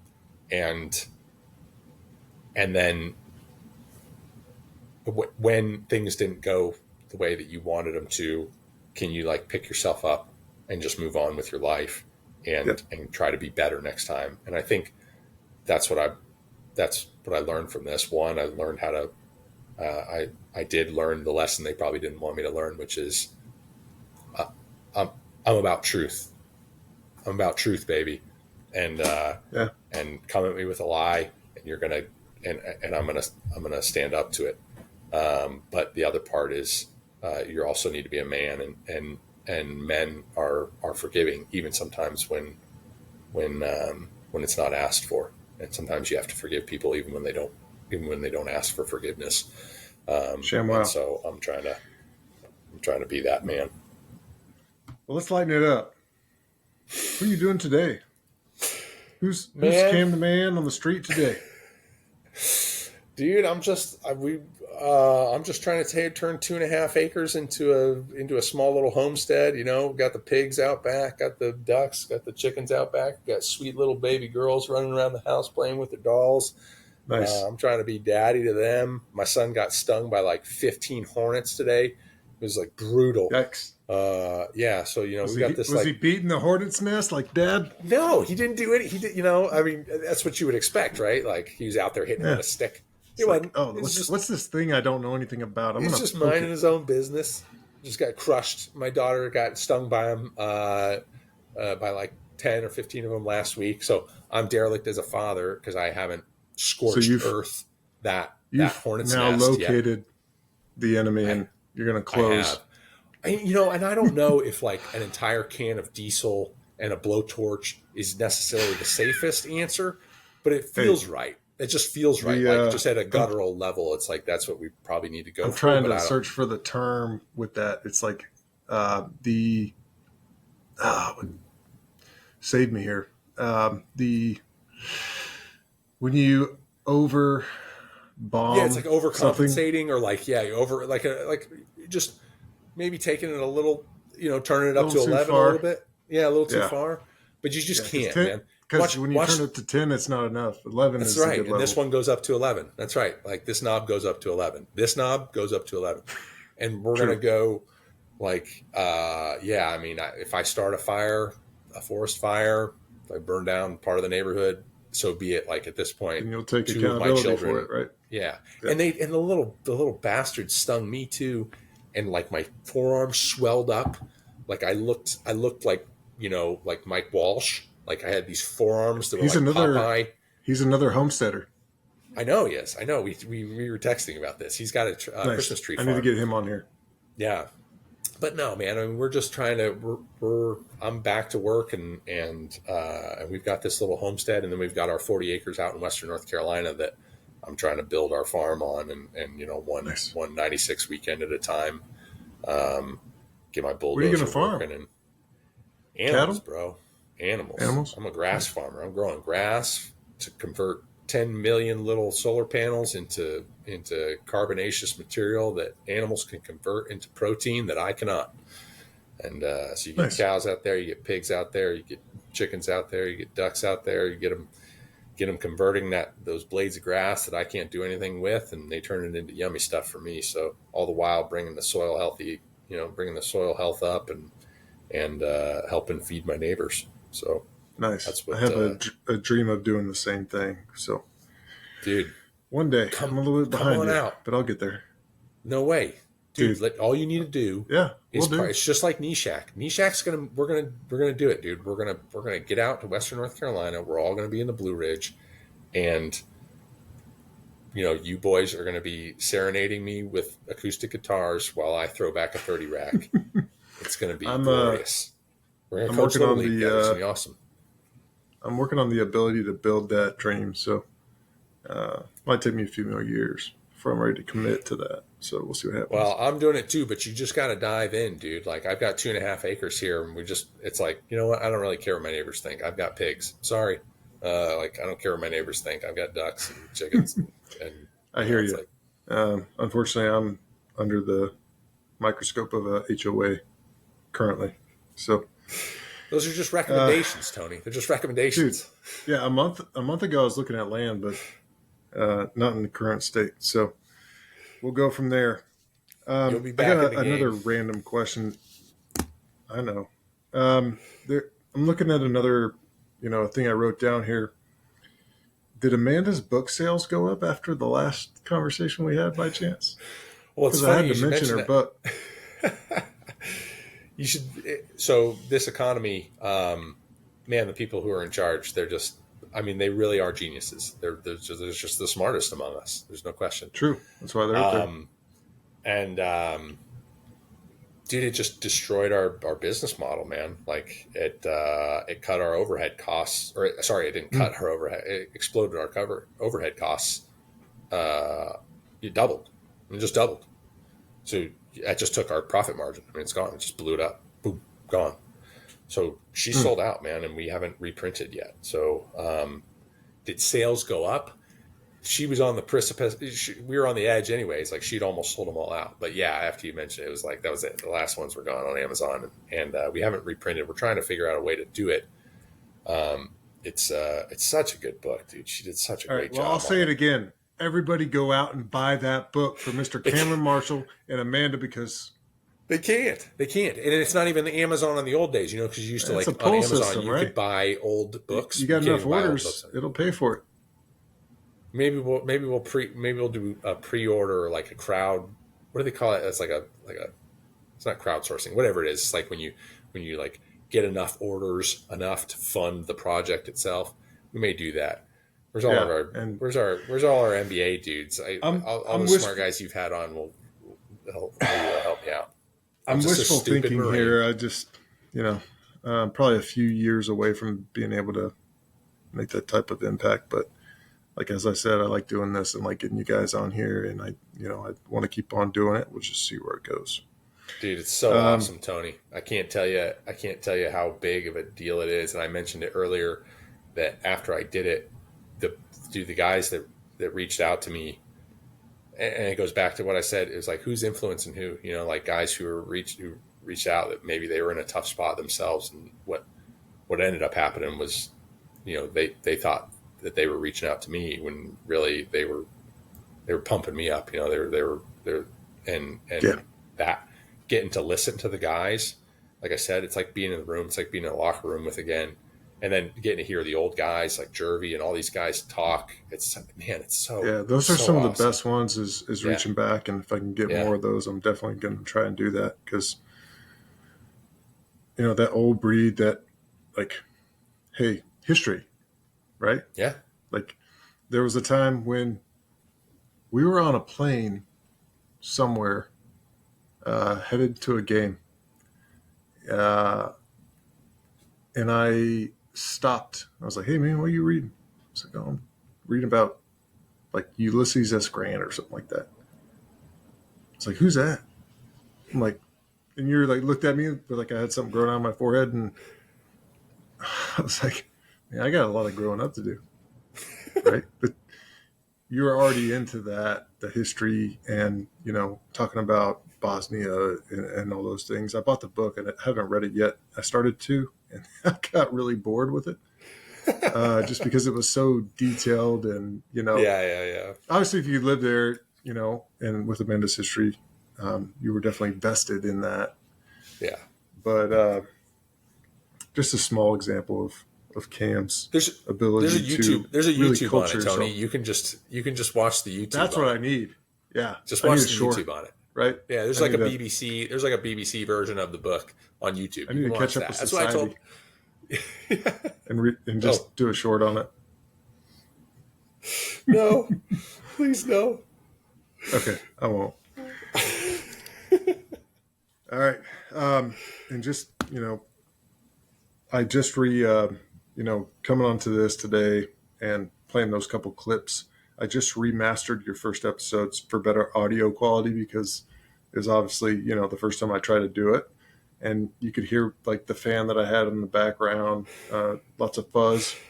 It's like me today, though, Hopefully You're going to have to do now that to this episode. it sounds much better. But yeah, dude, good convo. Anything else you want to talk about before we close this thing out?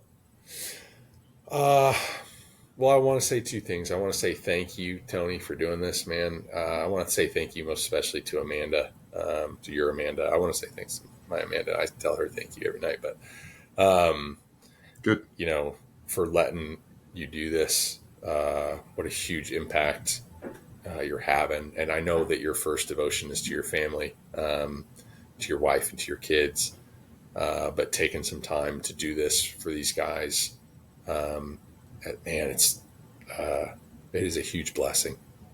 And the other thing that I'll just say is that, for all the guys that are listening to it, it's like, you've been granted one of the most precious gifts, and everybody knows this, right? They know it intuitively. They know it at a gut level that we were given this amazing gift. Don't squander it, kind of take a drink from that glass every once in a while, and just randomly reach out to these guys every once in a while. If you're thinking of some dude, just text him. There's very few things that gets, that make me smile more than just a random note from like you or like, whatever, Jeff Lennar or something. It's just like these guys are are truly just the best men among us. Don't squander that. Take a drink from that glass every once in a while, and you're helping us do that, Tony. And man, I couldn't be more thankful. God is just working through you, man, and it's just awesome. It's awesome to watch. I'm just thankful to be a part of it, dude. I try to keep that in mind. While I, in your words, brawl for the truth. Think Amanda tonight. Kids' names. I remember one, John Shea, your first. Yeah. What are the other kids' Shea, names? Gracie, Georgia, and Mary. Gracie. Yeah. Dude, you got 4 kids. They're awesome. We should have had like 12. Did you? like Drexel? I may or may not have tried to have 12, but Gotcha. No, awesome. Those kids are lucky, and only because Amanda, and you got a little bit to do with that, but I think she probably has more, as we both know.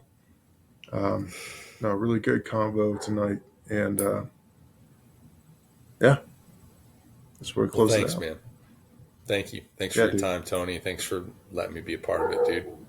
I really appreciate it. No, you've been a big mentor to me over the years, not just the past, couple or, all the way back to 2005, right? So that's a long time ago. It's been a blessing to me to be able to keep in touch. So yeah, man, you too. All right, bro. All right.